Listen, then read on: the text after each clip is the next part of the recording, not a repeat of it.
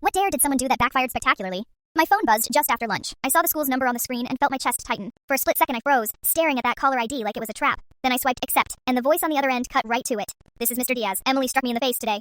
My heart dropped straight through my boots. I raced through traffic, horn tapping, mind racing. Every red light felt personal. I imagined Emily's little hand swinging out, the exact second her palm connected, the way her teacher's cheek must have jolted back. I pictured the classroom going still, a hush falling over 30 pairs of eyes. I pictured her face, wide with shock, maybe even a flash of pride. When I arrived, Mr. Diaz was leaning against the brick wall by the playground gate, one hand gently pressing his cheek. He looked tired, worn out in a way no teacher should. "She just turned and did it," he said. A split second. I asked her why, and she stared right at me. No answer. His voice was calm, almost too calm, and I felt a chill.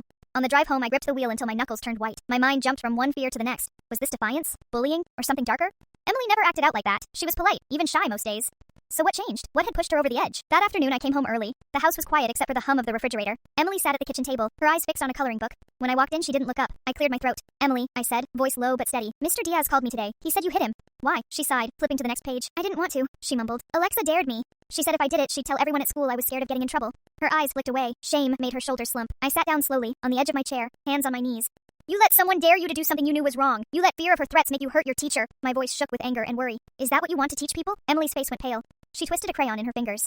"I'm sorry, Dad," she whispered. I didn't think. That night, I lay awake, watching the ceiling fan spin. My anger boiled and settled into a cold resolve. Tomorrow, she'd face consequences she'd never forget. The next morning, I handed Emily a stack of papers. "Write a 6-page letter to Mr. Diaz," I said. "You'll explain why you hit him, what you learned, and how you plan to make amends." I kept my tone flat. "Then you're going to wear this." I dropped a folded white t-shirt on the table. On the front, in big black letters, it read, "I will not hit my teacher."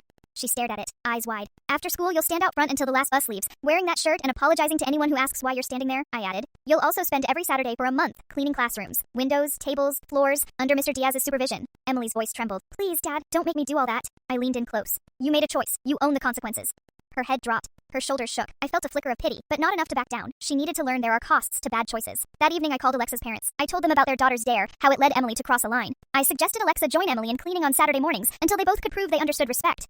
I hung up before I could hear their response. I knew Emily would hear about it soon enough. When Emily came home, she was pale as paper. She sank onto the couch. "Dad, Alexa's parents made her come here and do chores with me," she said. "She's scared too. I think she told them exactly what happened." I nodded. "Good. You're not in this alone." I reached for her hand. "Learn from this. Respect is earned. And next time someone dares you, remember how much this hurt." She didn't say anything. I could see the lesson sinking in, raw and real. In that moment, I felt the tension slip away, replaced by quiet relief. My daughter would never dare cross that line again.